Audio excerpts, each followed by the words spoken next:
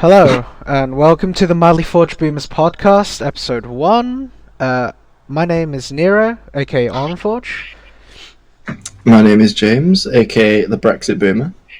And my name is Hassan, aka Mildly Creative. So yeah, the irony of the show, the name, is just all our names combined. To be fair, you need a pretty high IQ to understand that. To be fair, we're all terrible at names as well, so that doesn't help. Mildly Creative, love what? Anyway. It's not like I use that name for literally everything, loser. Yeah. But anyway, this podcast basically, I don't know, it's gonna be whatever, it is what it is, but like, the episode is like, what did we call it? Honestly, short-term memory loss, huh? I will go to the, okay, so topics for episode 1, the Zoomer generation memes in the 21st century. But yeah, anyway. Most episodes are going to go like this. We'll have a few vague topics that we'll kind of talk about. If we go off on a tangent, then whatever, we go off on a tangent. Yeah, we don't care. Like, shut up. But anyway, yeah. I guess we could reel it in. Like, I wanted to do this as like a general segment. What you got? Like, you got the option of like, I'm gonna ask, what are you guys playing, watching, or like doing? I guess, like you know, pick out of those three. I guess, and we can do that for every League of episode. Legends, A XP. lot of League of Legends. League of Legends. Let's go. So you know, I'm a bit of Speaking a. of, summer split of LEC is coming up soon for League. Yeah. Actually. By the time this is out, first game should have played, but yeah. Yeah. It should be well known. I'm a massive Fnatic fan. Possibly a G2 fan. I don't know. Grifter moment. But yeah. Nah. You see, you're never a G2 fan. You're a fan of whatever team, and then you're a Caps fan because he's like the best player in EU. Not even Cap. But yeah, I mean, we're all playing League. Like, I don't know. I guess I'll start the ball rolling. I know. Outside of League, been playing some Skyrim naturally modded. Ooh. Yeah, I did buy the Ultra Giga Special Anniversary Edition, so I have all of the Creation Club stuff. And you know what? Some of it I'd pay for. Like, if it was still Creation Club stuff. Some of it I'd pay for separately. Thank you, Todd Howard. Some of it I'd put in a fucking homeless fucking bum's fucking empty radiation fucking tube cylinder thing and fill it with the fucking cigarette smoke and light that shit on fire. It's that dog shit. That's great, yeah. Yeah. But what have you been up to, James? Like, you know. Not too much. I just honestly I've got to that stage in life where I just play League all the time. Oh no! Just I mean, it should really be classed as a form of self-harm. I think at this point. Well, we know what champ you've been playing. You should tell the audience. You know, we should all say what champions we've been playing at the moment. Yes, Mr. Funny Fireman Brand. Yes, I want to in mid myself and as ADC. I mean, I pretty much just play everything as far as characters go in League. I am the depressed veteran. Yeah. I've been playing currently Twisted Fate, Mage, Mid, and Support, which for some reason people do not like. Randoms. I wonder why. And then, yeah, and I've been trying to learn Akali because, you know, FPS shooter brain gotta, you know, synapses just activate. Yeah. Let's go. Big funny. Spam all the buttons, see what happens. But yeah, anyway. I guess that's the general stuff out of the way. God, it's only been 4 minutes. Kill me. But, oh god, do we really want to get right into this? So yeah, the topic is the Zoomer generation memes in the 21st century. Like, I don't know. I mean, we could split it into 3 different segments, sort of thing, and then just generally ramble about each one. Though. Yeah. So yeah, fellow Zoomers, how do we feel? Like, honestly. How to not sound like a 30-year-old man? Let's start with that, right? Jesus Christ. Technically we are Zoomers, but I think I probably class myself more as a Boomer, just from the way that I speak and I act and my opinions on certain things. Well, we are definitely. Breaks. I'm definitely more of an older man than a Zoomer. Well, no, I think that's the thing, right? Zoomer generation in general just have a obsession with everything like retro, like yeah. old school. Because, like, sure, Stranger you've got those Things? absolute fucking mouth breathers that talk like this in it, bruv. Oh god. But Yeah. no offense if any of you talk like that, but God, I despise you. If you are listening offense. and you do sound like Yeah, that, we don't really care. We kind of don't like you. If you are That's listening, half the you do audience talk gone now. like that, please don't stab me in the street, because I know you will. I mean, they're all from Liverpool anyway, bro. You gotta be prepared for it down there. Oi, bro, you got license. No hate to Liverpool. Time to triple tie my shoelaces. Don't release my Yeah, trainers. yeah, yeah. Anyway. Oh my god. Yeah. Anyway. Run this side. Hmm. Yeah, I just feel like there's like a massive split in the Zoomer generation because you've got the whole people who are like, you know, that thing, and then you've got the other group of Zoomers, like I'd say probably the, you know, oldest of Zoomers, I guess, you know, who are more into the stuff that millennials and like stuff that boomers were into though. Yeah. Yeah, we Like, are speaking for pretty myself, I'm a massive tabletop player. Like, Oh, don't get me and I mean, I even mean I don't Oh. even mean D&D 5th edition that a lot Really? of people have been Damn. getting into recently. I'm talking old school tabletops, bro. Oh, like Like, Stranger Things, like because I've just been, I've stopped D&D because of like uni, but now that I'm finished, man, that show got me right back into like wanting to play D&D. I'm so happy about that. Like, my character is just the greatest mirror image of me. Like, hello, Warlock. Yeah, I depressed, am usually our charismatic. group's dungeon master for this kind of stuff. So Yeah, we should get you around, James. Honestly, like, yeah, come on, join Yeah, us. why not? Join the dark side. it'll be a bit of fun. Though. Yeah. Essentially, how most of our D&D sessions go is I'm trying to kill them really badly. Because it's one overpowered party member. Oh, no, like, jokes aside, though, like, I am fair. Like, if I think something's bullshit because of a roll, I'll MacGyver something so you don't just immediately die. But if you're a dumbass and you did something that's gonna get you killed, I will let you die. Yeah. So for those of you it's with fine. context that don't know what D&D is, because you're all normies, basically D&D is tabletop, use dice to make decision making. So that's like, for example, if you hit something, how much damage you do, can I charm this person, can I steal this? Basically, yeah. You can do whatever you want, but you're restrained by dice rolls, I guess, is the best way to I wouldn't say restrained. They're like a check. It's like a skill check, right? That Mm. determines how well something would get. Because, like, you gotta think about it like this. Mm. No matter how good you are at something, you can make a mistake. So, what I Yeah. like to say, like, if you... So, let's say you need to roll a 10 to do a action, right? Mm. If you're really good at a skill, you'll have a bonus to your dice roll that'll help you get there. Yeah. But you can still fail the dice roll because, like, you know, of things either out of your control or you just messed up. Honestly, James, like, you should try it though. Like, I know. Yeah, I've never played D&D. but I'd say like the I would- worst I would part is try. always like the worst part's always the character creation. I I'd say, disagree. but- Character creation's really fun. I know for me it feels like a chore to do. I get for me personally, but like yeah, It becomes less of a chore once you've done it a few times, and then you just have a lot of fun theory crafting different builds that you think might work. yeah. But that's the like, thing. Me and my friend, like me and Haas do like every Friday, right? Like we're planning to do extra sessions, so yeah. Yeah, just, you know, been put on hold recently. I'm also gonna be doing like a one shot on Halloween or something. I'm not entirely sure what I want to do yet, but I've been that's in Yeah. the works. I Like, have a guy from. as for me, I've been like playing some more like old school Dark Heresy, which is a Warhammer 40k tabletop. Oh no. That's like first edition. That's like fucking what? Like that shit's ancient. It's quite similar to D&D 3.5. Oh dear. Jeez, really old edition. Like Yeah, crazy. and then got the Elder Scrolls fan made one that someone's done that's based off D&D second edition. That one's quite fun.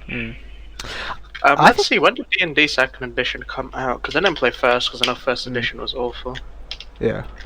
I just find it how fascinating. like, tabletop- 1989. Really? Yeah, Jeez. That's that was some, second edition was released in 1989. bro. That's what. Well, no, it'd be first edition that they're using Stranger Things. Yeah. D&D Stranger Things. First Edition was released in 1974 by Yeah, the well, Gygax's it will be. company. What the hell? It was But acquired by Wizards of the Coast. This was Yeah. before it was even Wizards of the Coast. Like honestly, the fact that we're talking about D&D from like the 80s as well is just really puts a hammer in the nail, and like talking about how we love retro stuff, I guess, as a generation. Yeah, like I said, I think this is one of the few where like their interests are quite split, because like millennials tend to enjoy, and like boomers as well, they tend to enjoy very similar things. Like overall, sure, there's a few outliers, obviously, right? 'Cause, Like, you know, people yeah. are different and stuff, but like There's like that's a trend. That's Yeah. a trend. there's like my friendship groups at work. There's 3 of us. One of them is like she's not really into like retro stuff, I guess. Like I don't know, she's she's unusual, I guess, but you know. And then really close friend at work, friend of the show, Mr. Driscoll. Hello. I know. I've been talking about D&D a bunch at work, and he's been really interested. So no, I'll see if I can drag him to like the Halloween one shot, because like he seems really interested in it. Yep. But Yeah, it's very, very interesting how like the older generation and the younger generation like the same things all the time. Like take Music. Stranger Things for example. That's a massive example because it's set back in that sort of era where you have all this amazing music and like these ball games and stuff like that. And then you see like with the different episode they have like an arcade and stuff. And you can see stuff becoming more modern, but I suppose for like the older generations it's more of like a throwback and like memories to what they had as a kid. Yeah. And then for like the younger generations it's I don't it's know, separate, I'm not too sure what like the actual appeal is to us younger generations. I think it's just but- the idea rather than the actual thing. Because I bet you money, right? Any one of us got an arcade machine, we'd get bored of it in like 3 minutes. Yeah, you would definitely. Because the novelty is cool and all, but it's not a fun game to play by modern day standards. I think it's just the idea of like That's probably the thing, to be honest. of it being so new as well. Because like hell, not to say fantasy genre didn't exist, but until the Lord of the Rings was written and Tolkien, sort of set the scene for the genre, like fantasy. it was very limited. Like maybe that's what it is. Then it is. it was It's a lot like more looking, biblical if you were doing fantasy yeah, stuff and before that point. looking back at that sort of era as well. It's like I think people like the idea of like there's. It's almost like nowadays you're kind of swamped. There's so much stuff going on. Yeah. You've got your phone beeping every couple of seconds. Always something happening. But it just seems quite relaxed and peaceful in that era. 'Cause- Yeah. Sense of escapism. Yeah, a bit more chilled out. Other than the Cold War going Cold on War, in the yeah. background, but we ignore that. Well, I think That's fine. that's what it is. That's what it was for them as well. It was a distraction from all the bad things going on. Yeah, Politics exactly. at the time. Which As is the awesome. news has Escapism. become more prolific, we see more of this stuff on the internet, right? Yeah, There's a lot more exactly. focus on escapism because, like, you And can't escape more- bad yeah. news anymore. You hear it all the time. You hear it everywhere. I don't think crime has gone up, or like humanity's gotten like more terrible or anything. It's just we hear more about it now. Yeah, 100%. And the media doesn't really help that. And I get like we like retro stuff because we kind of like we miss that era of like kind of the escapism of the 80s, And I guess. don't And then get me wrong, more news isn't a bad thing, but it does affect. Not to sound like the joke here, but society. Society. It does affect society a little bit. You know, when you've got like Well, yeah, you get what I mean.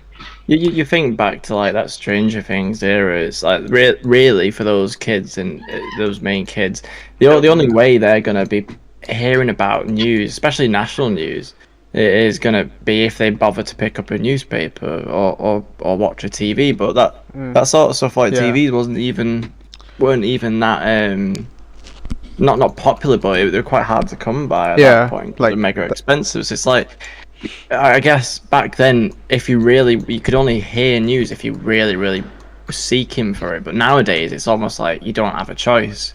You're gonna hear it some way or another anyway. Yeah, because like back then, if you wanted to, let's say, look up a story, you'd have to go to the library, go to the newspaper section where they've archived all this stuff. Yeah. And, like, hell, if you're in a main city, maybe they have a computer with the archives on. You'd go out and look stuff up, you know.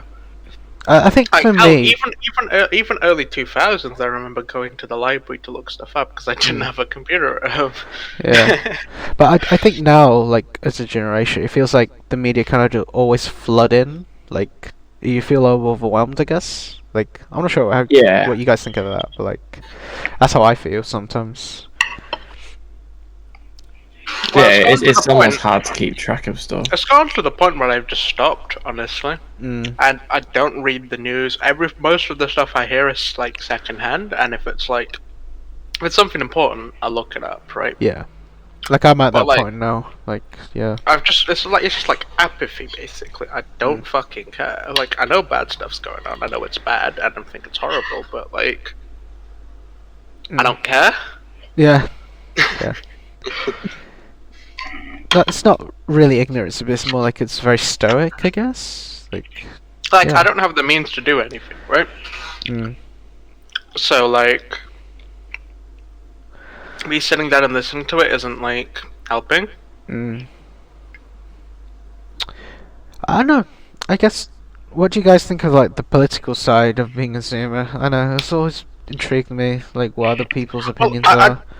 I mean, you know what I was like in college, right? Is you got that weird resurgence of the right wing. The edgy, Like millennials, yeah. very, very left wing, right? Yeah, yeah. And that's not a bad thing. Mm. You know, like considering what the boomers did to the economy, like being left wing was a good thing and it was necessary. Like we have a lot more freedoms because of the the beginnings of the millennial left wing. Not anymore, mind, given they're very intent on taking them away now. Like, yeah. But I think that's flipped. Like, when the hell did conservatives become the party of free speech, right? Never. Yeah. Yeah, I think a that's... lot of people consider them that way now just because of how badly the left present their things. Yeah. Unfortunately, yeah. I'm not ascribing to either side because, like, while I may have been quite right-wing in college, I've dialed myself back quite a bit now. Probably I wouldn't center, say I'm on either side. I'm not even a centrist, dude.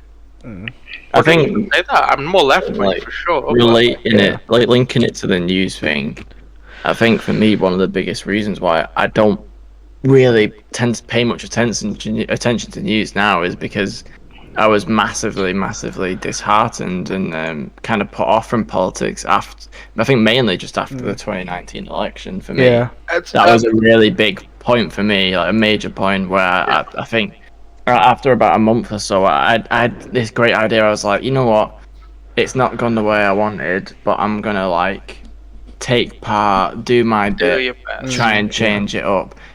That lasted about a month, honestly, and then I just got so kind of sick of it, and then just really got this apathy where I just thought, you know, what's even the point anymore? Yeah. I think the issue with politics, right, is that a lot of the politicians appeal to their base. What they forget is how they're appealing to their base might not be very appealing to the silent majority.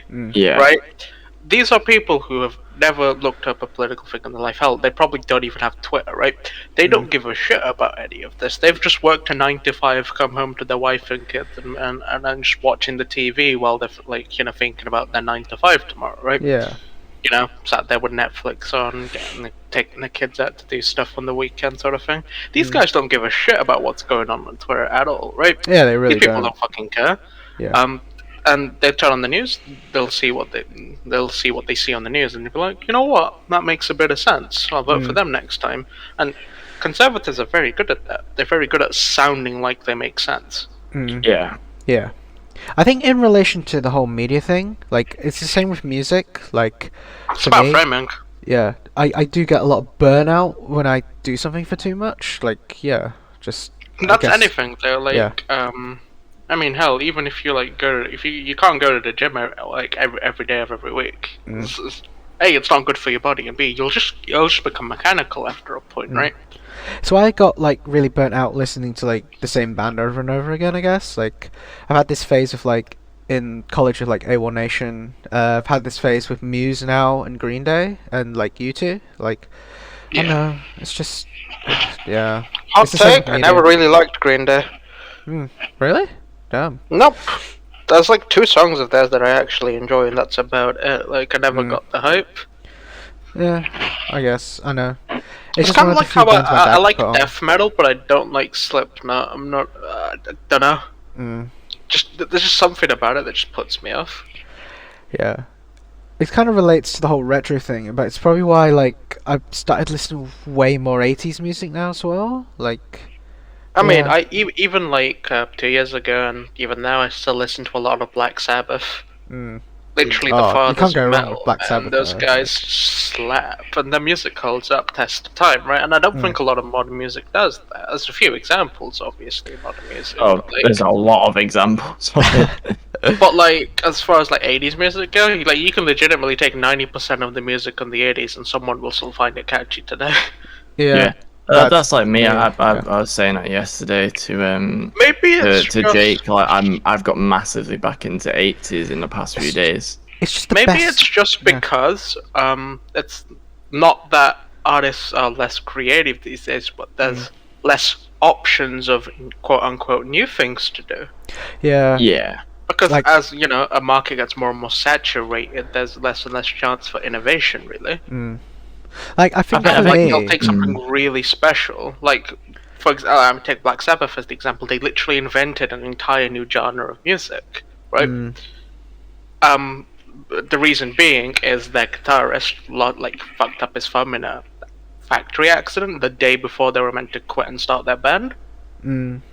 So like he changed up the way he played his guitar, and that's how they created metal. Basically, It's actually a really cool story. Like it wasn't intentional or anything. They just because he fucked up his thumb, they just went for it.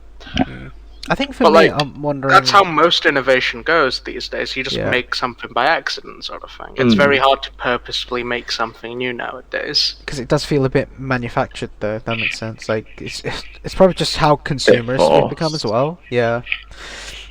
But one thing I do want to do with music more specifically is, I've got into Twin Atlantic, because it's really niche Scottish rock. Hello, I don't want to figure out how to find new music though. I don't know, it's always Honestly, the struggle best way to find new music is just look at what other people are listening to, ask them about it, and B, if you're on YouTube or Spotify or something, just let it run. Honestly. It's very good at finding stuff similar to what you're already listening to. Like So for if me you're on into Amazon Music, I something, think there's an do that. option when you get to the end of the playlist to just find more music, I guess, and just play it automatically. So Honestly, something I stop need to playing do. singular songs instead of a playlist and just let it go. Yeah. I've done that quite a few times, and I found some songs I hella enjoy just doing that. It's probably Or why. so you know those fucking channels like Montage Rock on YouTube or whatever, where they just post videos of really small indie bands doing their rock stuff. Yeah. That's another good way. Channels like that for all the genres as well. It's not just Montage Rock, right? But I do love indie not rock. sponsored and, or anything, indie but metal. Montage Rock is really good. Speaking of which, I did need Shameless some. plug. I did need more metal recommendations. Montage Rock's the way to go. Then, if you want more metal stuff, Yeah. and I listen to a hell of a lot of metal myself, so right here. Is it just this generation as well? But it tends to be the older people that are into retro, also more into rock. Yeah, I don't know. I think rock appeals to older people a bit more than pop and rap and stuff, just because it feels a lot more gritty and grounded. Yeah. And a lot of 80s music did have that to it, right? If you listen to lyrics of 80s music, right, not all of it's appealing to people. I mean, Pumped Up Kicks, right, is the funny school shooting song, but it's such a good example of Foster the Kids completely taking that concept and just taking the piss out of it. Because if you're not paying attention, it sounds like an old school retro song you could just vibe to. Yeah. And then you listen to the lyrics and you're like, oh right. Yeah.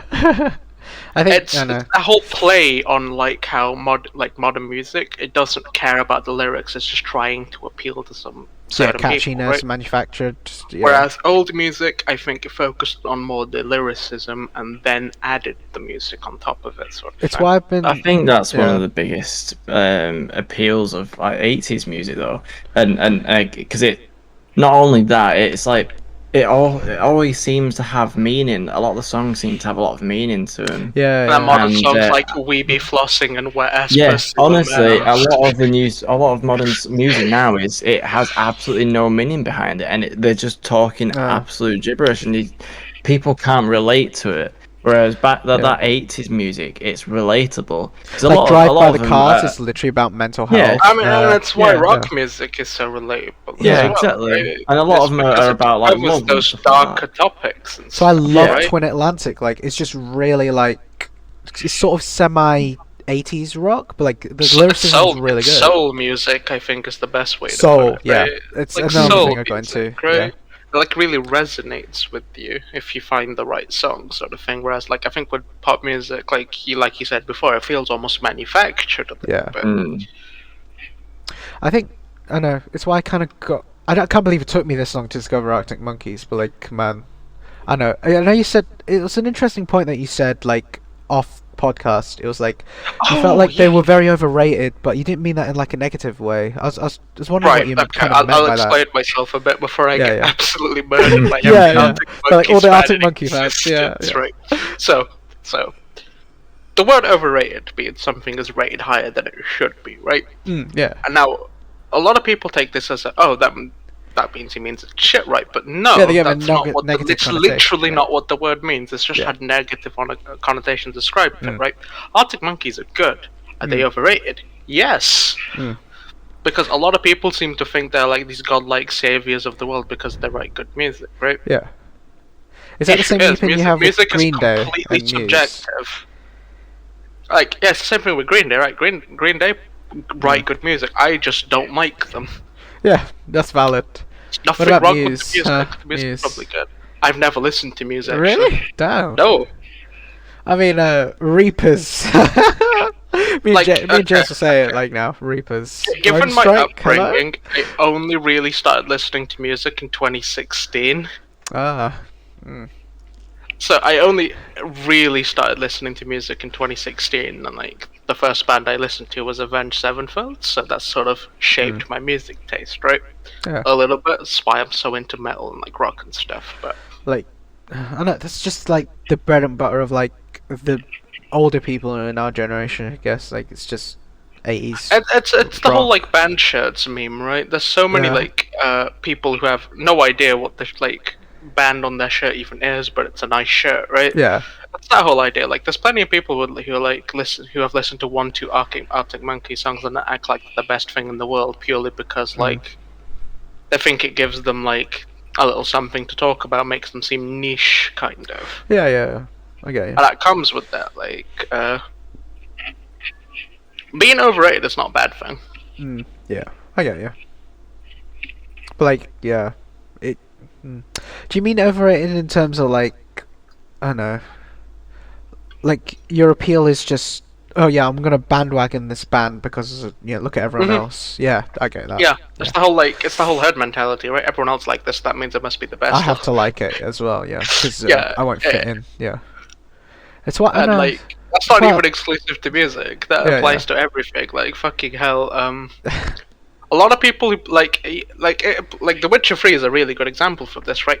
2% of people have actually finished that game from beginning to end. Yeah, I mean, 2% of people. Well, like because a lot of 100%. people bought that game because all the RPG players were saying it was really good, which it is. But then people who didn't like RPG games bought it, played it for 2 minutes, and like, okay, this is good, but it's not my style, and then stopped playing it. Yeah, because Now, CD Projekt Red, for some fucking reason that is just too galaxy brain for everybody else to understand, decided that, less people finished the main story, that means nobody liked it, right? Right, guys? And then you just got the fans banging on the window telling them to shut the fuck up and finish the main story. No, I think we'll have a short main story on Cyberpunk 2077. Oh, God. And then I imagine just everybody looking like Withered Wojak outside their studio. I don't know. Like, just because, like, there's a lot of focus on, like, statistics with this sort of thing, right? Don't look at the stats, look at what your fans want. Yeah. Because chances are, what the majority want isn't what your fans want. Yep. Yeah. I know. I mean, to be fair, like, I do like The Witcher 3 specifically because it is fantasy and RPG personally. That's So, like, so I was so fucking immersed. good. Yeah, Yeah. I mean, we're both RPG players, man. God, it's Yeah. so good. But, like, to a non-RPG player, it's probably fun for, like, 2 hours just going around killing monsters. Like, you know, the Yeah. vibe's nice, but you get bored after a big play. Yeah, okay. It's probably why I got into D&D very quickly. Like, because of, like, fantasy for me is just bread and butter. Like, there's so much potential for talking about how to do world building as well. Yeah, and like, yeah. I mean, hell, I do writing for work, so stuff like D&D, really, it's really good to help my imagination, really, and like help me write stuff. So Yeah. What are your Always opinions take on that fantasy, positive. James? Like, it's another form of escapism, I guess. Like, Yeah, I'm not like the biggest fan, I'd say. Like, probably like what I said then about like for a non-RPG player to play The Witcher. It's like that It's would alright, actually be me. I'd play it for like a bit, and then I couldn't play it for hours and hours. Yeah, yeah. I'd have to do it in little bits because I would get a bit bored. burn out, yeah. So what genre are you more into then for that kind of stuff? What, I don't really know. do you to like be honest. sci-fi? Do you Sci-fi? like Yeah. more like modern horror sort of things? I don't know. It's very weird. It's like I used to be really into like my FPSs, like CS:GO, like Siege, Valorant, that kind of Yeah, stuff. so like Yeah. the more modern fantasy stuff. Yeah. yeah. But then like now it's like I don't play any FPS at all. Really, I'm just not really interested in them. I think pretty much just League of Legends is taking over my life, unfortunately, and that's like the only game I actually like playing at the moment. I mean, But you are a You'll lot get more burnt into your, out like, eventually, and Netflix. you'll find someone else. You're a lot more into your Netflix shows and stuff. Yeah, Yeah. exactly. And So but what do it's you like, what do you tend to watch on Netflix then? I think that's probably a good gauge, right? Yeah. Yeah, I never see. This is the thing. I never used to like horror films. I never watch them because I just thought, why would I intentionally scare the crap out of myself? What It is the seems point a in bit that? silly, right? Yeah. Exactly. Like I was just Think being about like, it. logically, this does not make any sense. Why would I do this? But like, But issue arises. Logically, a lot of things humans do not make a single bit of fucking That sense. is true. Yeah. Like voting But, against my self-interest, you know. But no, Hannah got me into them, and I like we would watch them together. We watched them together all the time. But even now, it's like I'll come home and I'll go on Netflix and I'll just start watching horror films by myself, which is I find really weird now. Based. But I It's just enjoy fun. it. It's Yeah. just fun. Yeah, it's just a bit of silly fun, really. Cause, Yeah, like, exactly. I think games do horror a lot better though, because like, well, with the movie, right, it's you third person witnessing someone else doing It's something. the interactivity In a game, of horror you're the games, one yeah. making the decision, which is why I think horror games do a lot better for the horror media than movies. It's because Because it's like, interactive. if you played like original Outlast 2 was fucking horse shit when it came to horror, and I don't care what anyone else says. Gore is not good horror. Yeah. Good horror is about building an atmosphere, and while Outlast 1 had plenty of gore, it really did a good job of building that atmosphere. You felt like you were in an insane asylum full of psychopaths. Dude. I think You it's why. never knew yeah. like anyone's real motives in there until you right at the end, and even then, unless you've collected every file and read up on what's actually going on, you have no idea what's just happened. You just got shot and died. Yeah. I mean, with horror films, for me, like now that I'm really into them, genuinely, if we opened up Netflix and typed in horror and looked at horror section, I could probably, if they've added any new ones, I could probably point to like 1 or 2 films on there that I haven't watched. I pretty much completed it. But Netflix horror speed read. Yeah, 100%. But the annoying thing that I've noticed is that compared to the older horror films, all these new ones now, it's mainly just focused on gore. And as much as like I have a very strong stomach and it doesn't bother me, it's just not entertaining. Yeah. For me, it's not horror at all. I think someone I was watching on YouTube explained it really well. So you had the old school horror, which is all about building an atmosphere, and then you had Yeah. the little dark age of horror, which is the 2000s, the 2010s, really, where Yeah. it's just haha, blood go brew. How ridiculous can we make this jump scare sort of thing? But That- like, if you look yeah. at the more like 2020 horror movies, they've sort of pulled themselves out of that like dark hole. They Yeah. started Yeah. actually getting back into atmospheric horror, which I think is the best. It's more, Jump scares are yeah. good when used sparingly, right? I think Building yeah. a good atmosphere there, like that is like, you know, that feeling of dread when your stomach just sinks, 100%. right? If It a is- movie can do that, it's a good horror movie. Yeah, it's definitely getting to that stage of horror now, but probably like maybe like 2-3 years ago, it was at the point where it was like, haha, jump scare every couple of seconds in all of these films. Like stuff like the It Chapter 2 and stuff like that. It just I didn't like him because every couple of seconds you're getting jump scared, and Right, it's like so it's yeah. not for me. First- It's not horror. The first movie of It was a horror movie. It 2 was a comedy. It 2 was a comedy, bro. And you can't convince me otherwise. That was not a horror movie. Like I know. I very- watched it. I watched it in 2, and I watched it 1 as well. It 2 is a comedy, man. Honestly, that's not a real horror movie. That's a parody. I know. Oh, my- especially that dancing. It just felt like, you know one of those like really shit like porn parodies of something you find, right? It just felt like I was watching the plot to one of those, and I'm like, what the fuck is this? Yeah, like they just made it like they just tried like, and then you had those people complaining about Pennywise killing that gay couple at the start, like he wouldn't have killed them even if they weren't gay. Exactly. Exactly. He's a psycho murderer demon. He was gonna kill them even if they were like the straightest people alive. He'll kill bro. them for the sake of killing them. Like, He didn't hello? kill them Sorry, because he doesn't- was- 'cause they Sorry, were doesn't have gay. sexual preferences. Honestly. I mean, he made it very obvious. I mean, unless he's like only kills children or something, Lamau. Yeah, yo, Pennywise kind of sus, fellas. Yeah. Some real nonce behavior. Noncy. Ooh. I It know. just felt really forced, honestly. Yeah.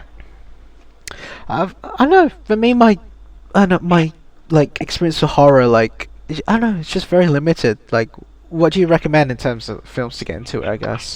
So by far one of my favorite horror films ever is Grave Encounters. If you haven't watched that already, I've seen watch the that. first movie. I've seen that. It's so good. I love that man. film.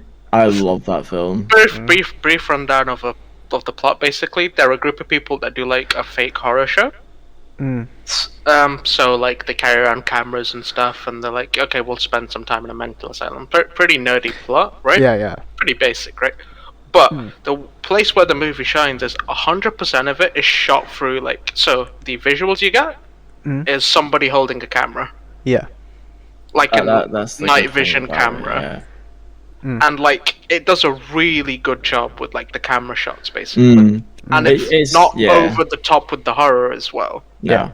There's jump scares in it, basically- sure, but it's slow build up to like you have to make the assumption. It never outright states what's going on. Oh yeah, Ever. you go for a long time in the film before you actually see or hear anything related to horror. Yeah, Like it's very, very normal. So it and builds because of up the way to it's it, shot, basically. yeah, because of the way it's shot, it feels like you're watching their program on the TV. And then it turns Well- supernatural horror, is what you said. That's- Yeah. and the way it does the horror is great because it turns the normal abnormal Mm. sort of thing. So like you'll have a lot of like corridors that used to be a door that just lead to a brick wall now. Yeah. They tried to make it back to the front of the house, and every time they think they get there, they open the front door, which leads to another corridor of hallway sort of thing. There's like things out of place that Yeah. shouldn't be there. Their equipment keeps moving, that sort of thing, right? And you never see anyone like outright die ever. Yeah. The assumption is left for you to make, basically. And I like think I've I think watched- leaving things up to the imagination like that is a really good idea for horror movies, because what you imagine will always be a lot worse than probably what's actually happened. Yeah. I think Your brain has a great way of creeping you out for no reason. I've watched Nightmare on Elm Street once, but I think I need to really like to immerse myself with like the classic, I guess, or like you know. Honestly, classic horror movies aren't that good. Yeah, I get you. But that's comparing it to like modern stuff. Yeah. The issue is, right, even if we go back and watch old school stuff, which was like revolutionary for the time, our lens will always be tainted by the modern day stuff we've watched. Modern So media. it's very hard to forget that exists and look at something old school objectively. Which is why I'm saying like my experience with horror is very limited because like I know it's just yeah. You have to really pick and choose your horror movies these days. Like a lot of the foreign horror movies are actually really good, and by foreign I mean non-English. Yeah. Yeah. A lot of the horror movies not in English are like really, really good. I mean, like, hell, Train to Busan was one of the few like zombie movies I actually enjoyed quite recently. There's And a that was motorcycle like going completely in past my house. Korea. Yeah. Train to Busan Train was to really good. Busan. Damn. It's not the best approach, but like when you say about picking and choosing, honestly, what me and Hannah did, we just worked our way through every single horror film on Netflix. That's not that's not the a good good approach, in ones, my opinion, the good ones but- and the bad ones. We found a lot that are just like absolute crap, and we're like, yep, nobody We're not watched that. watching that, That is awful.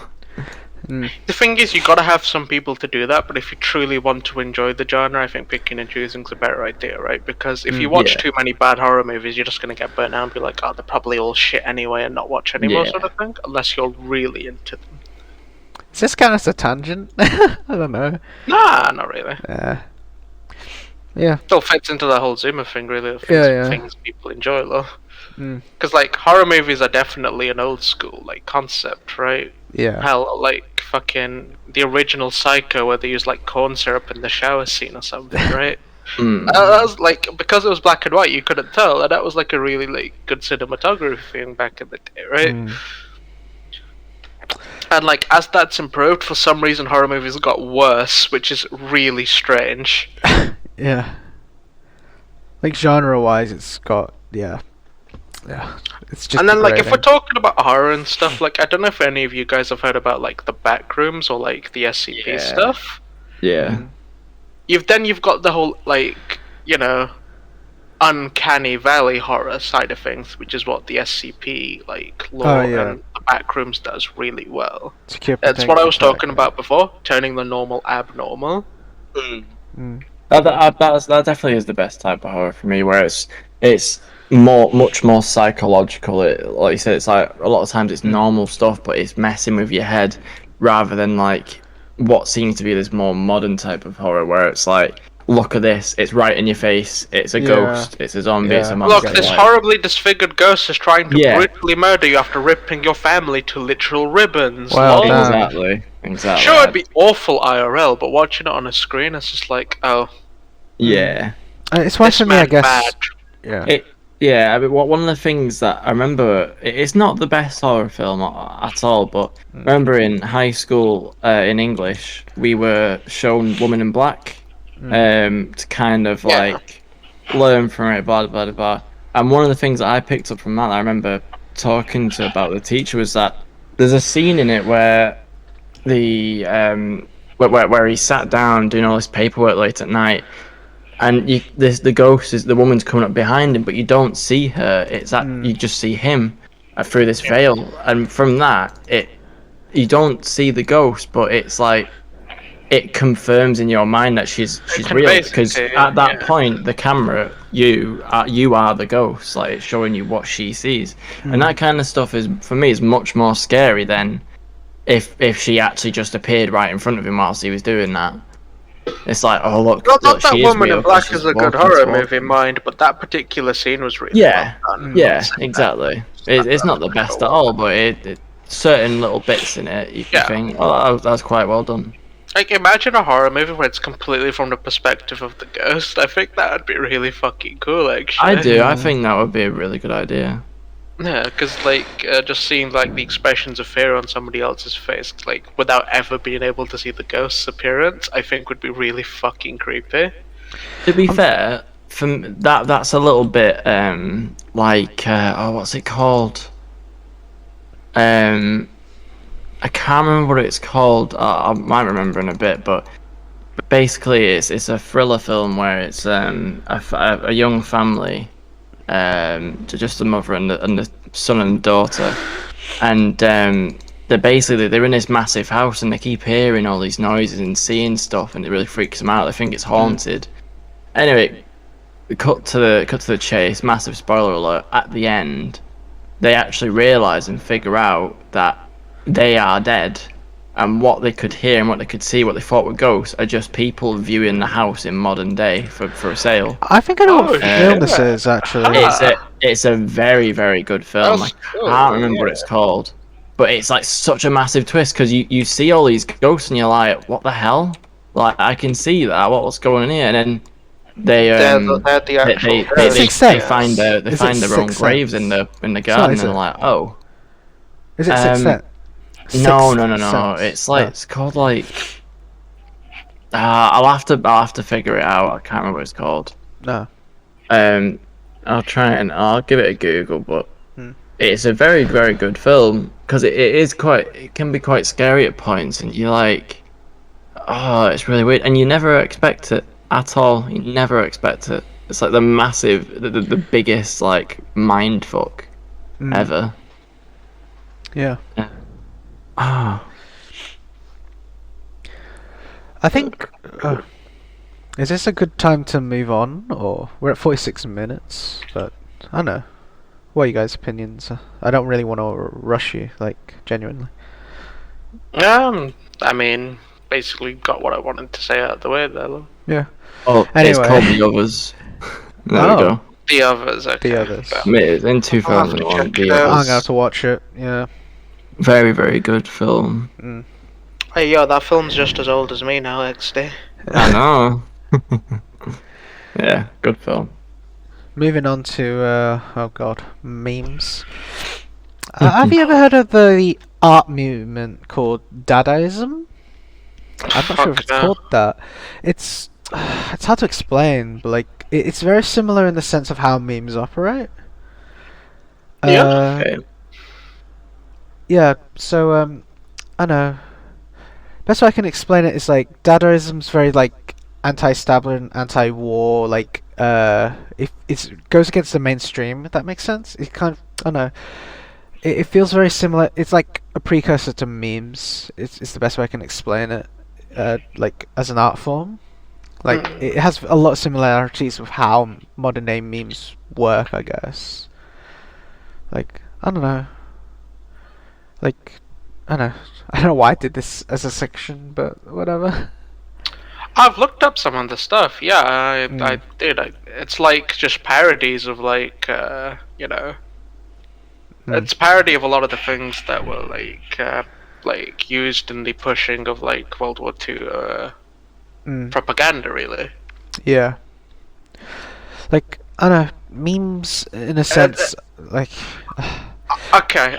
Yeah. I get the comparison, but I don't think it's correct. The reason you're making this comparison is that memes have sort of gone further and further into surrealism. Yeah, which is what I think that's the point I was trying to make. Yeah. That's what Dadaism goes through. Yeah. Memes have only very recently started becoming incredibly surreal. I mean, we think about the old school memes of like fucking like Bad Luck Bride and shit, right? That was just haha funny face, right? Yeah. But we've gone way past that. Yeah, memes have come to a point where they're like it's a mockery of culture. It started becoming quite surreal, yeah. Because you've got like the whole. I don't know if you've seen the exposed nerve prank stuff.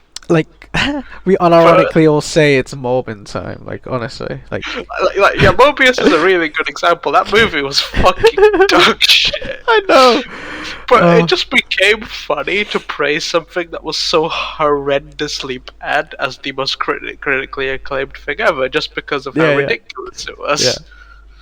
Because objectively, no one had seen it, so we just started making stuff up. Exactly. Yeah. Hey, because it was so bad, no one had seen it. So like we had stuff like where it's Morbid time, or his name being Michael Morbius, right? Just kept coming up with more and more ridiculous details just because it was funny, right? Are we actually gonna have to explain what memes are? I swear to God, we don't really have to know. No. If you don't know what memes are, I genuinely wish What you a rock good are you day. in London? Yeah.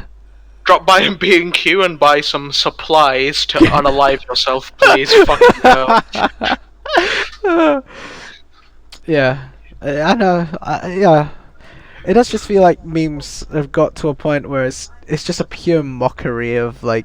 I mean, Yeah, it's another brilliant. one I quite like is my reaction to that information. If any of you guys have seen that one, No.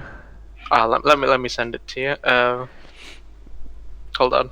It's been quite big on TikTok. I'll pop it in general if you guys want to take a spy. Yeah. But essentially, it's some dude just like vibing to like an Undertale like music cover with a filter on, and just like acting really like just really pleased with himself. I am Sans. Yeah. It dips into that uncanny valley thing where something's not quite right with it because like the dude's really upbeat, but the music's just off. Yeah.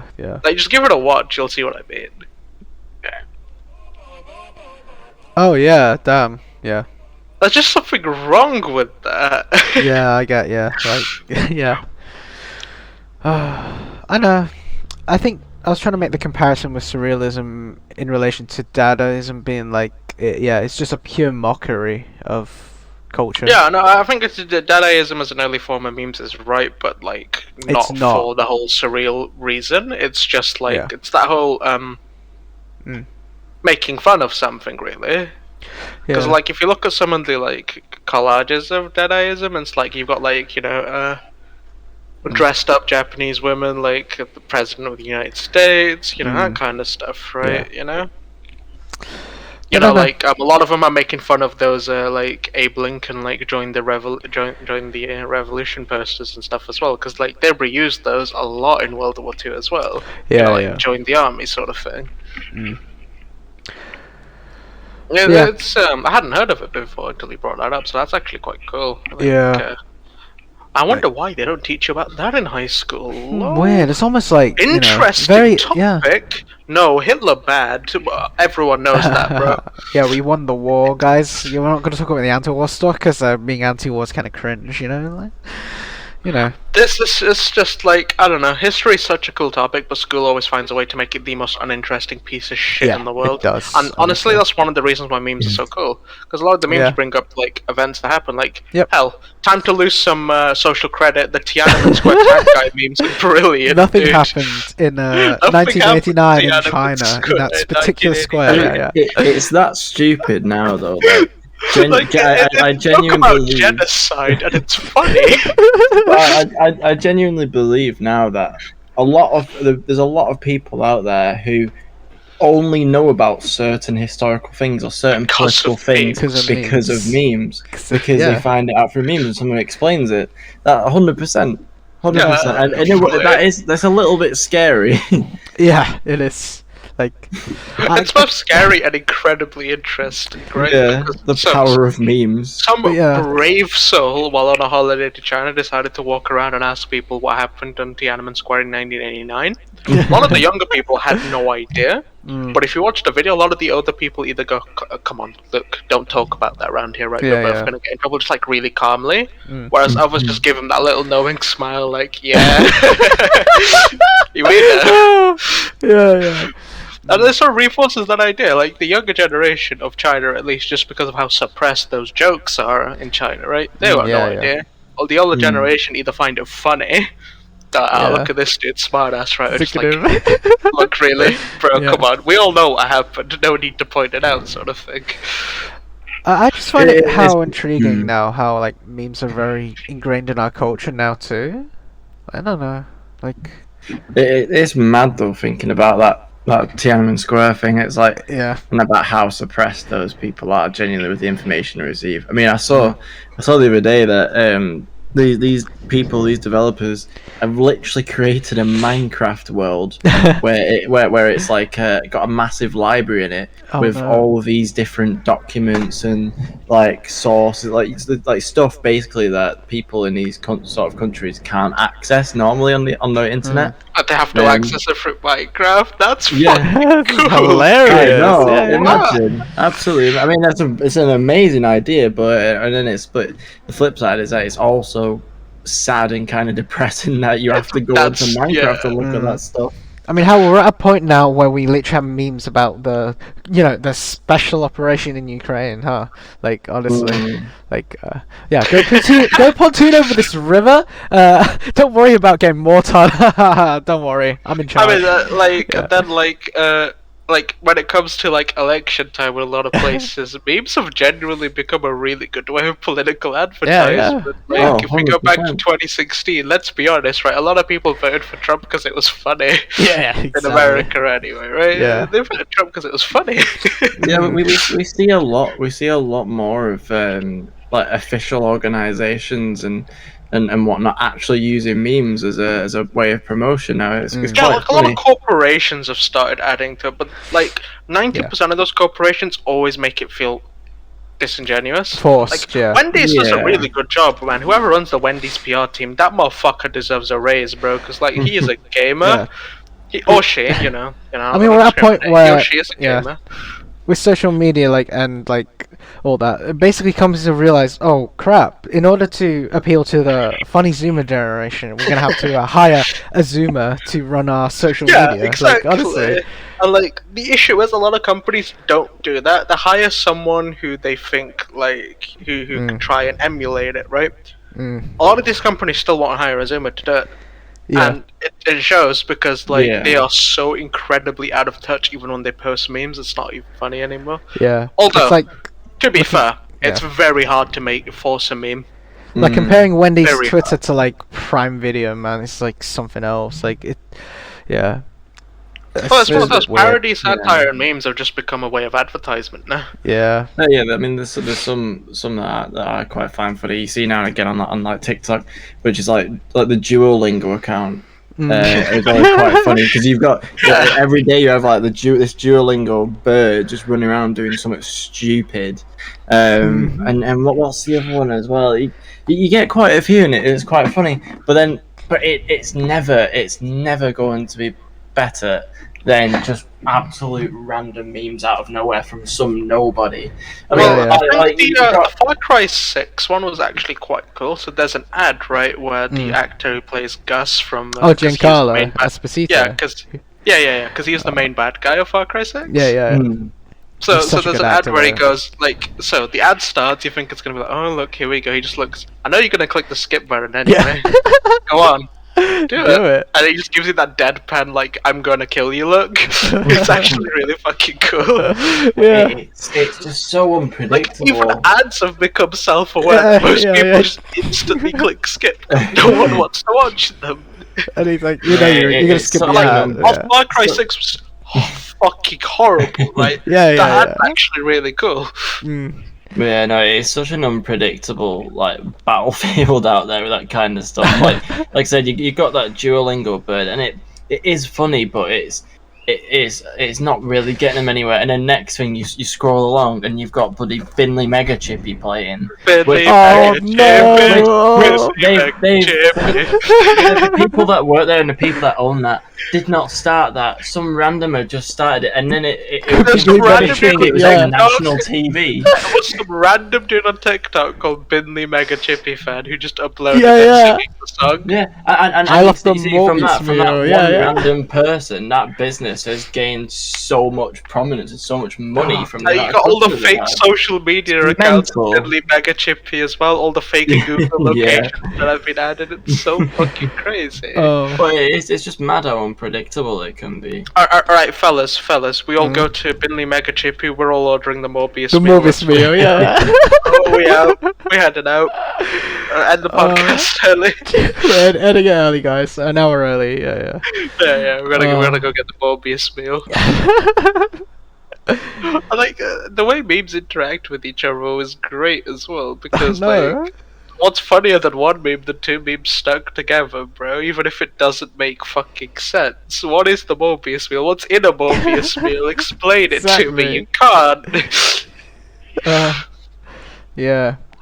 Oh no! It really is a beautiful thing seeing memes combined. It's almost like seeing your kids getting married for me, to be honest. Well, Like, I think my like, favorite every- example of combination memes being funny Mm. Markiplier looking like Lord Farquaad, super deep fried with the E on it. Like, that started with just Lord Farquaad saying something. It got cut down to Lord Farquaad saying E. It got deep fried, and then for some reason someone edited Markiplier into it because he looks like Lord Farquaad. Yeah. But it's When did that happen? Why is it funny? Why is that a meme? It's just mad how fast like they develop and change. So it's like literally back when that Binley Mega Chippy thing was big, and it was all over TikTok. Literally, like I'd be scrolling through TikTok, get all these normal Binley Mega Chippy memes, and then about half an hour later, you start seeing variations where it's now got the Morbius meal in it, it's now got this and that. It's like fucking hell, this thing's changing so quickly. Yeah. Memes become a lot quicker now as well, right? A meme that would last for like a month lasts about a week now. Yeah. Morbius, which is like lasted more than a month. I mean, now. a good example of combination memes is the Stonks meme, you know, Oh, where it's an NPC character, where it started becoming like that. I don't know if you remember the whole yes, domesticated blank sort of thing. It's like Fendi wishes yes, domesticated. Stonks. Yeah. Yeah. You know, stuff like that, or like, haha, comedy achieved, where it uses the Stonks character, right? Like, I mean, yeah. We're at a point with memes where we do like meme on crypto bros. I don't at this understand point, those memes people. just have etymologies, bro. You gotta break down a meme like you break down an ancient Greek word, bro. Yeah, like Lessons in Meme Culture. Great channel, by the way. Friend of the show. Like, yeah. Friend of the show, Friend of the show, yeah. I gotta use that phrase Disclaimer, way he is more not a now. real Like, friend of the show. friend of the show. Friend of the show. Yeah. Yeah. But yeah, And Lessons in Meme Culture is a perfect example of something that would have been endlessly bullied in about 2014 is now an accepted part of meme culture. what was that channel? Like, Meme Explained or whatever. Yeah. It was like fucking explain the meme or something like that, right? I don't fucking know. It's that guy that got bullied by 4chan. He then made a fake video of like him killing himself or whatever. Yeah. But if Meme Explained came out during that day, they'd probably do the same to him. But like, it's just become acceptable now. Lessons in Meme Culture. Yeah, just based on how complex memes have become now as well. Like, yeah. I think it's not even that. It's just that it's not sort of become an exclusive like haha. Most people aren't normies, really. Yeah. Like we're at a point now where memes have just taking over. Most people now. get memes, yeah. Yeah. Like whereas like in there you had like the cringe 4chan basement dwellers like normies Yeah, like this still in 2014. I wanna find your IP address and dox you for telling the normies how to meme. Yeah. Like what, you're alt-right, basement dwelling, still relies on his mother, you know, it's just, you stereotypical 2014 edgelord, yeah. Not that there's anything wrong with being edgy, right? Being edgy is like, fine. You know, a bit of dark humor and edgy humor, there's nothing bad, you know? I do it all the time, just anyway. don't be like 2014 Poll and you'll be fine. Oh god, like, I'm pretty sure we've all gone through the edgy 2014 Poll, cringe. 2016 Poll based, pointing out terrorists to the FBI. Yeah. Like, based 2016 Poll, bro. Based. Yeah. Like what? They use like triangulation of the stars and shit. And, to like, find out where this one terrorist lives, yeah. That's a game move, honestly. Game, you know, I think I find ridiculous though. Like, so like a lot of like racism and stuff's not allowed on Twitter, right? And you'll get banned for being racist and stuff. But why are there literal terrorists having Twitter accounts? Like, does ISIS have like a recruitment page on Twitter? Oh yeah, I forgot about that. Yeah. Like they'll ban an ex-president of the United States for spreading misinformation, but you allow literal terrorists to spread propaganda on your platform. Like, what? It's almost like it's almost like these big tech companies need regulations. Curious, yeah. It's fucking surreal. It's just, man. Honestly, it's one of the few things I'll agree with the conservative, like hard conservative American like politicians on. Hot take. Yeah, I mean they're pushing for regulation for these large companies, which they should do. I mean, they should be regulated anyway. A good thing. Yeah. allowing companies to get away with shit like this by just going, private company, they can do what they want on the platform is fucking disgusting. Just because you own the public marketplace does not mean you get to dictate what happens in the public fucking marketplace, bro. Yeah. I mean, like, I can give you a left-wing take on why I want regulation of big tech companies. I mean, that's honestly, not even a right-wing take from me. It's just a take. One, the power of tech companies within politics is big anyway. Like lobbying is horrible. Lobbying. I mean, lobbying is horrible. Yeah, you can also make the argument in the UK. It's kind of similar with how donors and trade unions work in relation to the Labour Party and the Conservative Party. That is just more lobbying, though. Yeah. And then two, like the things that these big tech companies are up to in relation to privacy and like, you know, the amount of data they collect should be terrifying. Yeah, literally, that is probably one of the most dystopian things ever. Like George Orwell 1984 levels, but like But George Orwell would have probably like offed himself if he saw how bad it got already. Yeah, I mean, yeah. Like the thing is, right? Like, George Orwell thing nowadays. The thing is with George Orwell, right? Thing nowadays with all these companies. Yeah. The issue is most people's data isn't that important, so most people have nothing to worry about, right? Yeah. Like, I mean, we literally had GCHQ information collection using, like, on its data own. collection. Information collection on its own isn't bad. Yeah. It's how you use that information, like the Facebook scandal from a few years ago. You remember what they were selling it to, like, who the fuck were they selling it to again? I don't fucking remember. Some shitty company. Cambridge Analytica? I think it is. Yeah. And they shut down a while ago after that. Yeah, influencing voters by sending them, like... So they found voters they knew they could sway from the messages they'd send to people and give them targeted ads... Specifically, to make them vote a certain way. That's fucking terrifying. Yeah. Like, you can influence politics simply based on the relation of the data you collect. But, like, at the same time, like, because in human rights law, in my law degree, we talked about how GCHQ use data collection in order to... they put it through an algorithm, basically, to find certain, like, to stop terror attacks, basically. Like, it actually does work, unironically, but like... Yeah, exactly. But it's really hard to find that middle ground. Yeah. And I'm not on either side of the thing. Government should definitely not have 100% control of our data, ever.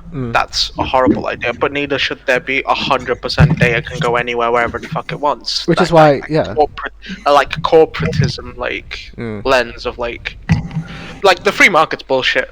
It is bullshit. Free market's bullshit. If you just leave everything open, like, the large companies will monopolize everything. Yeah. Like, we just have to look at early next year. Will shut, and like everything will be run through the corporations. The free market's fucking stupid. I think one of the biggest problems with regulated. Yeah, I think one of the biggest problems of them regulation with these massive tech companies and social media is the fact that a lot of people don't understand it. Even with cookies, like, cookies have been out for years. Yeah. But you ask most people what cookies are, they have no idea. Exactly. Absolutely no idea. But they're very, very powerful tools, because I mean, like if you go onto any website and it's like, obviously immediately it's like accept cookies. But if you don't accept the cookies and you click on it, it will show you a massive list of companies, random companies that have nothing to do with the website you're on. 90% that of the they're time, sending your information to. They won't let you on the website. Cookies. And so it's scary that people don't know that, and people just see a pop-up, and most of the time, innocently just click yes, because they don't think anything of it. Yeah. And that just comes with tech illiteracy, though, and like I don't mean like understanding how to use an iPhone or something. Like and I mean just fully understanding what you are doing software-wise is very, very hard. Yeah. I mean, hell, even I don't know what the fuck I'm doing, and I'm like quite like, and I'm like, I'm not bad with I'm not like bad with software. I'm not good with software. And looking back to the Zoomer generation thing, like, we're meant to be the generation that grew up around technology and understanding it. Like, how there's stuff we don't really understand in relation to tech. Like, honestly. And one of the unfortunate things about the Zoomer generation is that because there is that assumption that we know all this information about how this technology works and software, it often falls to us to have to try and to explain it to the older generations and other people. Whereas, in fact, really, there should be some sort of, for me, I think there should be some sort of government thing there, some education in that. Yeah, exactly. There should be. It shouldn't. They don't teach taxes in school. It's stuff like it's like fair enough.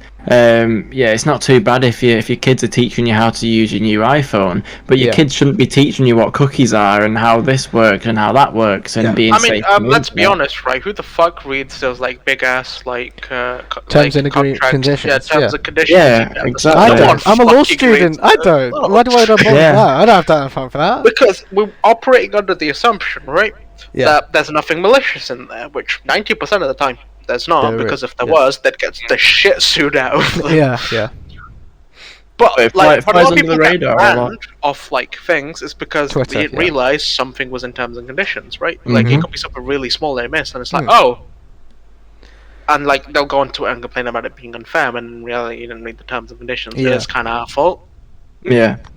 But they should really get better at summarizing that, because it just feels really disingenuous. Yeah. Like not putting big warnings about common behaviors like in really big letters. It's why, as a law student, it's kind of ironic. Like, I can't be bothered reading terms and conditions. It's basically reading a contract. I don't have time for that. I just want to get on the website. Print. It's like small print on ads, right? Yeah. They make that text small as fucking possible. Yep. Oh, yeah. As small as they can get away with, and like that, like legit. I mean, advertising law, they have a minimum. They have a minimum font they're allowed to use. They're not allowed to make it smaller than a certain. And they'll be as close as possible to that regulation in law here. Yeah, and that they have like a set speed as to they have to read out certain small print in certain ads. Same with radio ads. They have to legally say certain things. Yeah. Yeah. It's interesting. To say the least. Yeah, man.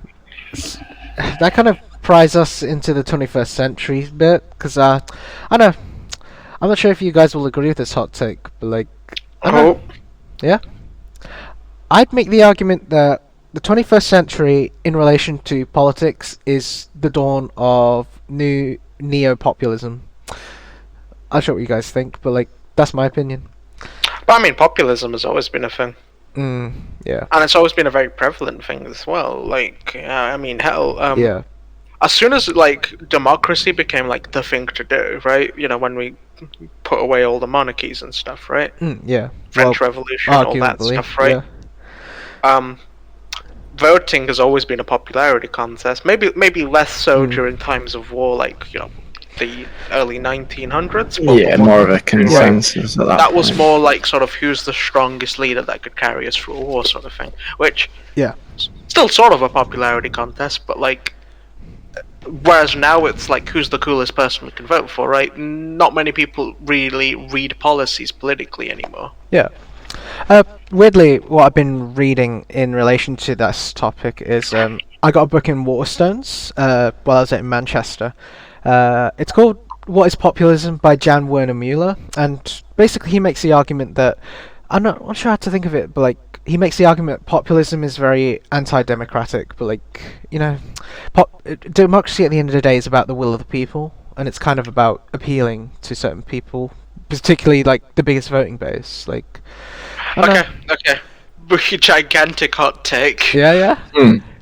Democracy is fucking stupid because most people have no idea what they're actually doing. That's what democracy's dumb. Democracy is for the people, by the people, for the people, but the people that's are not me, bro, but the people are funny. R-word. We won't use that on the podcast. No idea what Oh no, I definitely agree with that. But I remember when I was doing it's why I don't think America's system is bad with the electoral college. That's not a terrible idea. I mean, when I was out canvassing my ass off during the 2019 election, and I just remember I used to get so infuriated with it because you'd speak to so many people on the doorstep, and a lot of times these people were tens of years older than me. And obviously, there's always this assumption that people who are the older generation, they got more wise, they know more information, but that really wasn't the case. It really wasn't the case. And you listen to some of the stuff they were saying, and I was just like, how can you really believe that? I think the issue is a lot of people conflate wisdom with knowledge. Yeah. Just because you are wise does not mean you are very knowledgeable. At all. Yeah. It's just fascinating, though. It's like the whole concept of wise beyond your years. It means you've experienced a lot, you understand, how things, how the world works, really. Doesn't mean you are knowledgeable or smart by any means, right? Doesn't mean you know a lot about a lot of things. It just means, the things, that you know how to handle really well, sort of thing. It's weird. Kind of hard to explain, right? But, one comment I'll stand by there, wisdom is not knowledge. Yeah.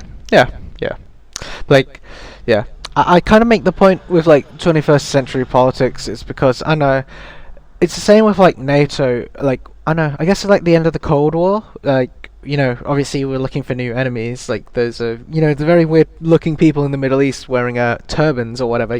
Not to go all Metal Gear Rising, but the war economy, Jack.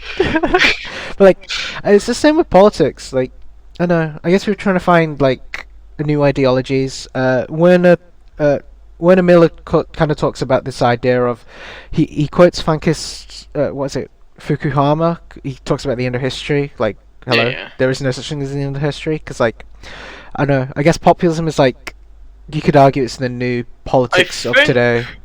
I think people naturally gravitate towards some form of conflict. Yeah. Because honestly, life is incredibly boring without conflict of ideas. Yeah. The issue is once you give these people, control over a populace, nuclear weapons, the ability to influence an entire country, this conflict of ideas becomes fucking horrendous. Let's not talk about the Uyghur genocide, because we'll be here for 3 more hours. Yeah. But anything China does, we'll be here for 4 days. It's why I'm arguing politics has kind of gravitated to the extremes in a sense. Yes, absolutely.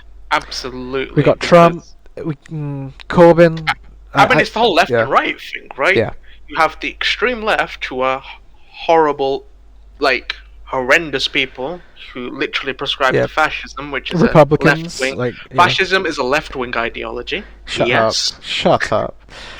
No, it's not. Shut up. Technically, if we're talking political spectrum, though.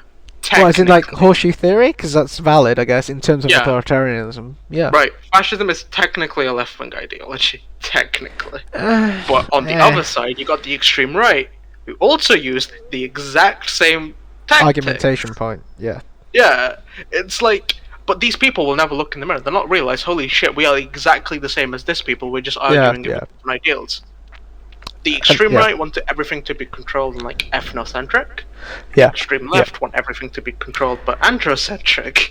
Yeah, state-centric economy. Yeah, it's pretty much the same. It's just authoritarianism. You can say that these idiots don't realize it, though. Don't get me started on horseshoe theory. People on Twitter, though. Don't get me started in horseshoe theory is by far one of the most interesting ones because by all observations, it's correct. Yeah. I don't get me started on horseshoe theory in relation to anarchism. It's pretty much the same. ANCAP left and ANCOM left are pretty much exactly the same, except one is I want to pay for these little kids, lol, or whatever. It's just so dumb. I think the thing that makes it really weird though is the moderates. They don't fucking care. Exactly.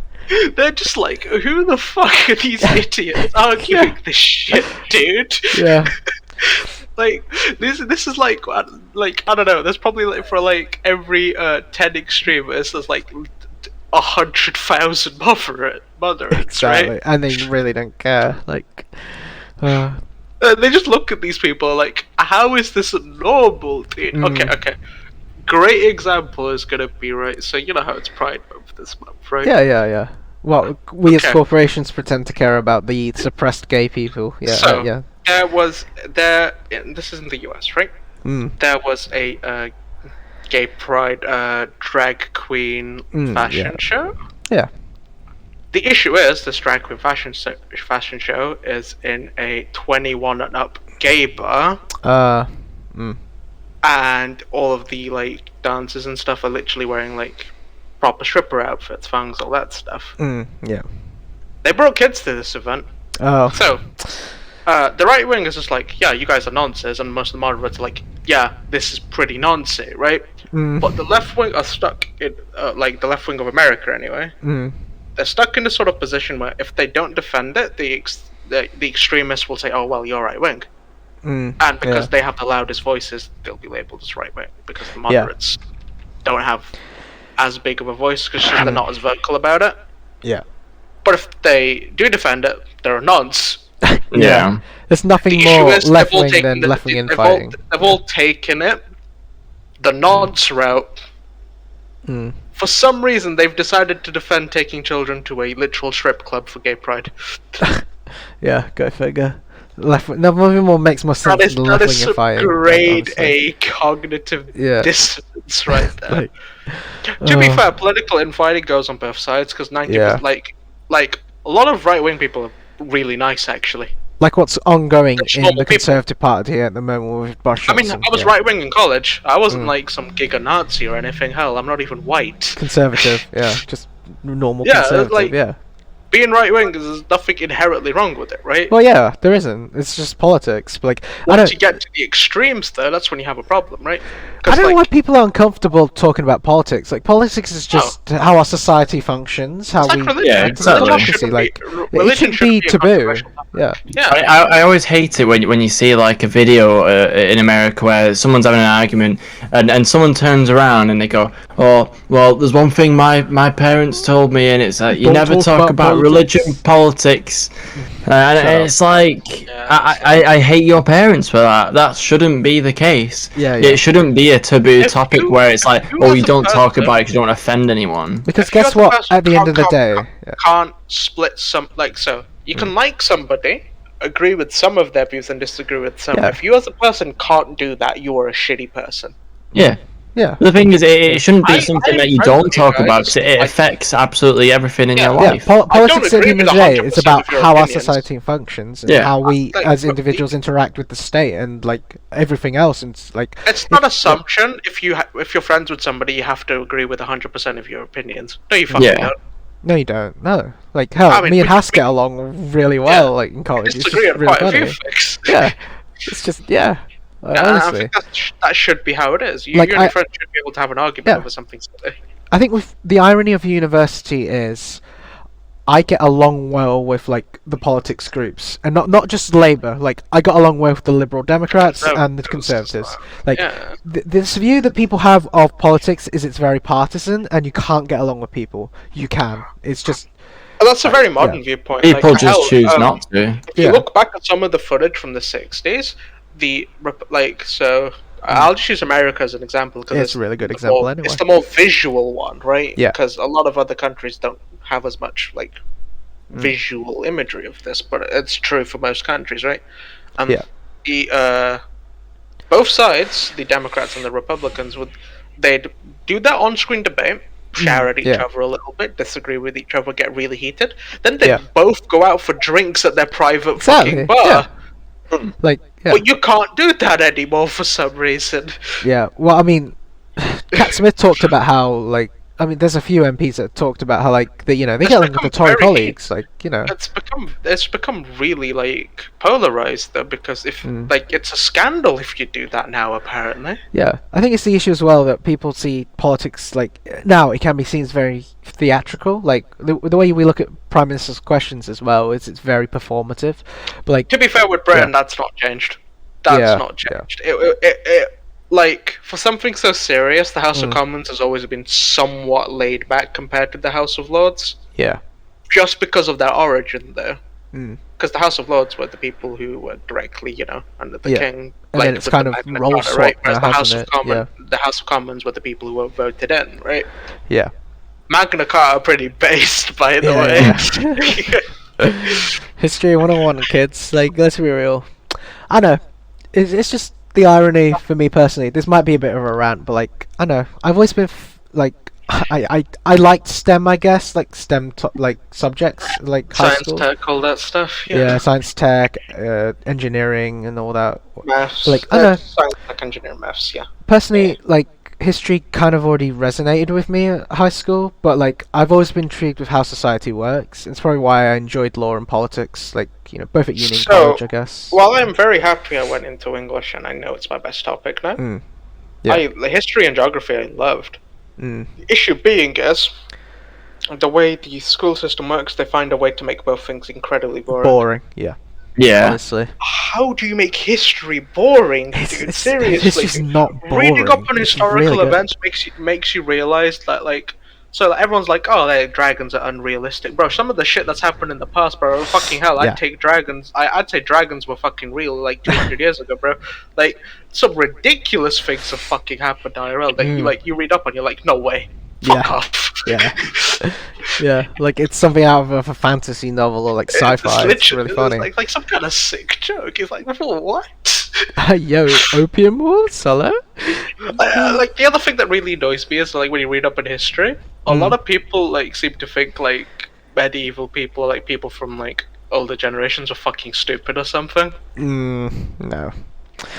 Hell no. Like, Hell no. like people seem to think, oh, like, medieval people like hella stupid because they didn't know what germs were, bro, and they were like really unhygienic. No, they fucking were. Yeah. Like, or like, they like, didn't like cook their food properly or something. Like, they added like sawdust to everything and stuff. Like, so you got so many stupid myths like that get perpetuated. And you go and read up on something, you're like, oh, these guys are actually smarter than some people today. What the fuck? It's the whole image of a peasant being like, fucking some toothless, mouth breathing, no brained, like, complete like. What plebiscite today? Right? Yeah. Yeah, but like. They're pretty honestly, intelligent. Just normal people. Yeah, exactly.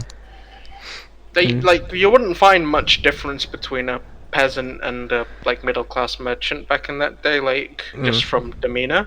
The only difference would be money and class. Yeah, one was serving under lord, one was like kind of making money for himself. Yeah, like, and like I think that's true to most people today. Like, there's not really much like.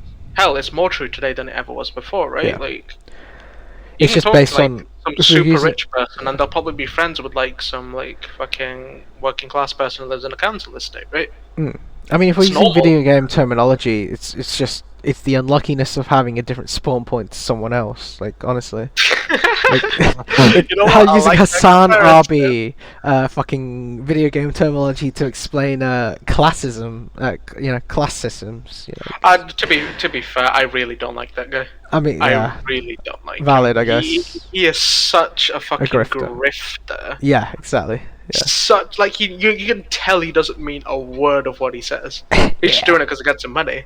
Like, didn't he literally talk about like fucking how communism is a great system and all, and then he like the day later he bought a $2 million mansion. Yeah. Hassan Arbi in a nutshell. Man, you fucking grift. Yeah. Grift hard. Yeah. You could be the nicest person IRL. I still think you're a horrible piece of shit for that, dude. Yeah. Like, it's the whole idea, like, you're espousing ideals you do not adhere to yourself. It's fucking embarrassing, dude. Like, anyone who still believes he's legit is fucking brain, and then they'd be like, oh, well, like, he lives in a capitalist system, man. He's got to actually, like, like, he has to do that. No, he doesn't. He could have bought, like, a $10,000 apartment, like, a really nice one.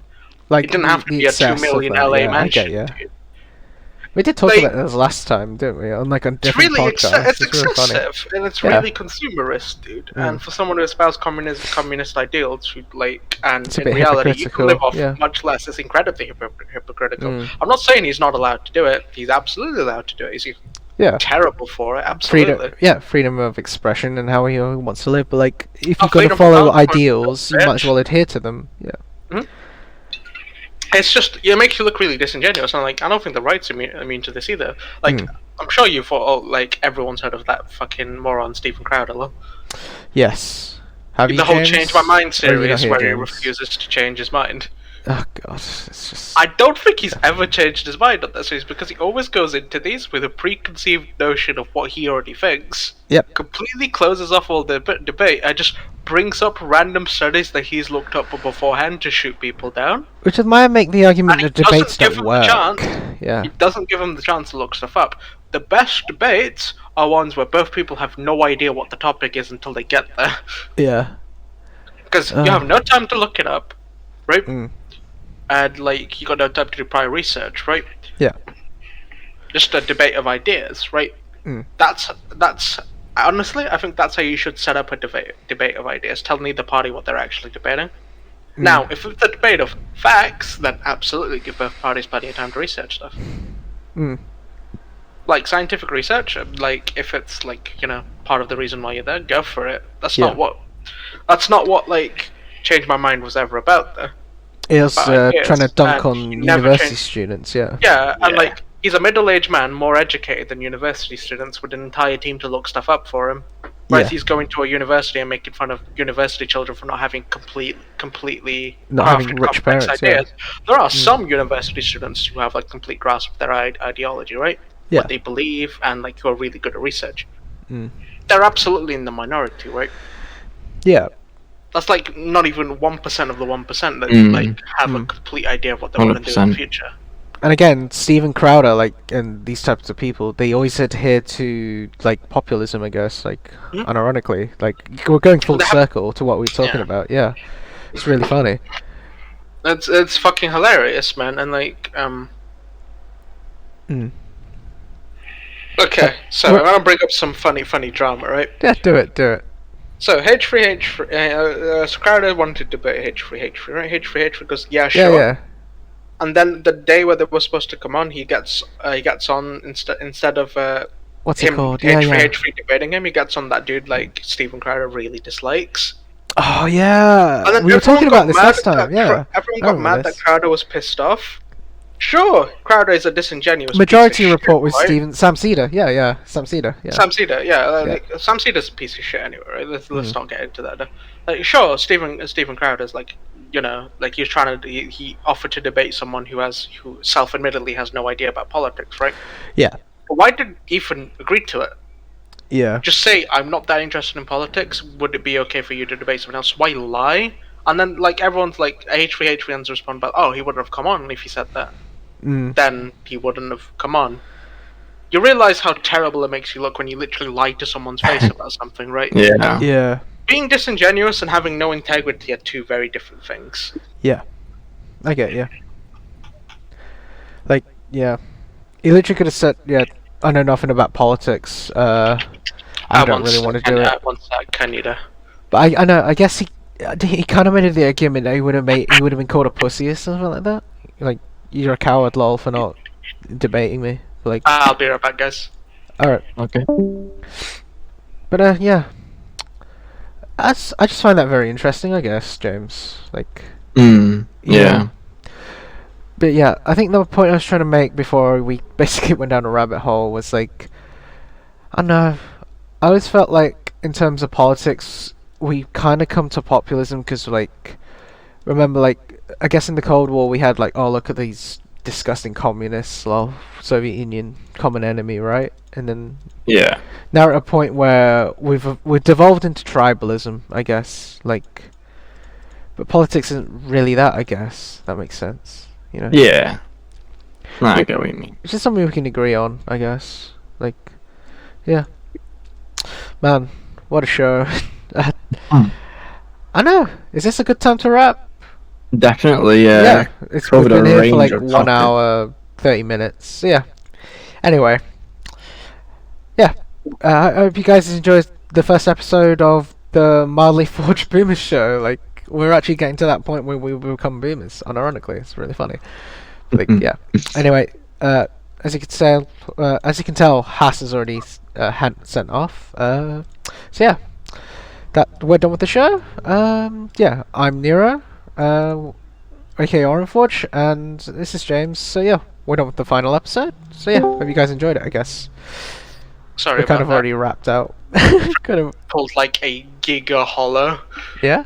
It's like a really expensive Yu-Gi-Oh card they just pulled there. Oh. It's a holographic Prisma Red Eyes. So yeah, just hopping over. Alright. Yeah. Wrapped up though? Yeah, we've wrapped up. Yeah. I've not pressed the stop recording button, but I can't be over there to think this out. But yeah. Hope this is a good first episode, XD. Yeah, I hope you enjoyed listening to us ramble about random topics for a few hours. You know, got to get some people to stop thinking about how depressing work is, I guess. Probably also pissed a lot of people off, but well, hey, you know. Yeah. Fuck 'em, Oh well.